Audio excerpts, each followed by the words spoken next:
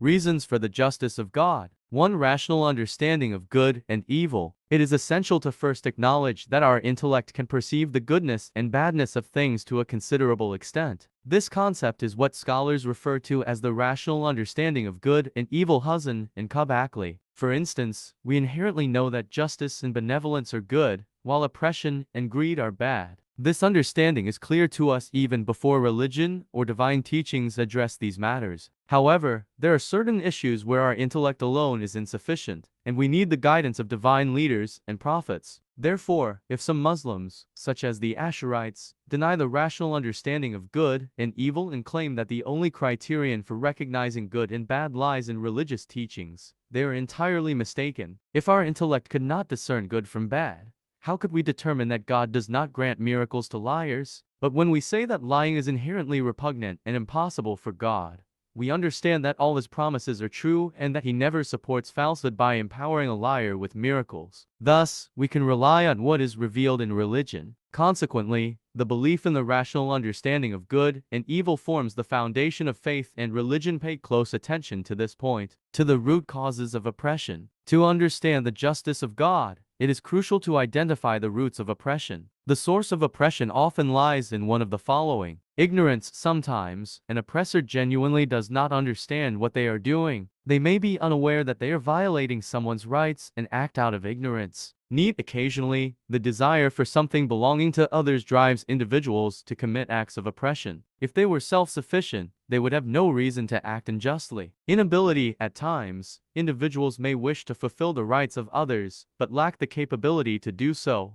unintentionally committing oppression. Selfishness, hatred, and vengeance. Sometimes, none of the above factors apply, yet selfishness motivates individuals to infringe upon others' rights. Similarly, hatred, vengeance, or a monopolistic spirit can lead to oppression. However, considering that none of these negative traits, deficiencies, or shortcomings exist in the divine essence of God, who is all-knowing, self-sufficient, omnipotent, and infinitely kind, there is no possibility for him to commit injustice. God is infinite and perfect in every aspect. From such an existence, only goodness, justice, compassion, and mercy emanate. Even when wrongdoers are punished, it is the result of their own actions, akin to a person who suffers fatal illnesses due to drug abuse or alcohol consumption. The Holy Quran states, "Are you recompensed except for what you used to do?" Surah An-Nahl 27-90. 3. The Quran and divine justice. The Quran emphasizes this issue in several verses. In one place, it states, "Indeed, Allah does not wrong the people at all, but it is the people who wrong themselves." Surah Yunus 10:44. Elsewhere, it declares, "Indeed, Allah does not wrong even as much as an atom's weight." Surah An-Nisa 4:40. Regarding accountability on the day of resurrection, the Quran says, "And we will set up the scales of justice for the day of resurrection, so no soul will be treated unjustly at all." Surah Al-Anbiya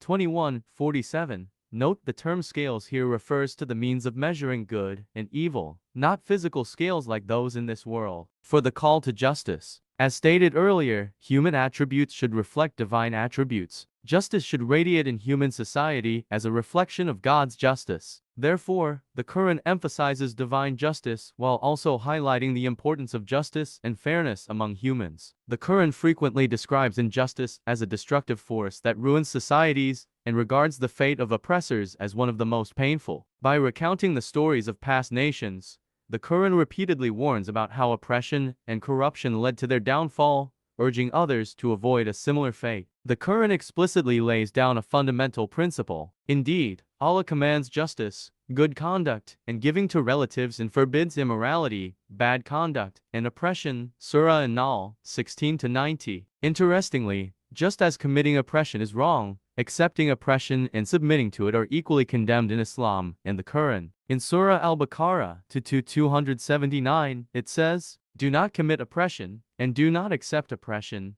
Submitting to oppression encourages further injustice, expands tyranny, and assists the oppressor."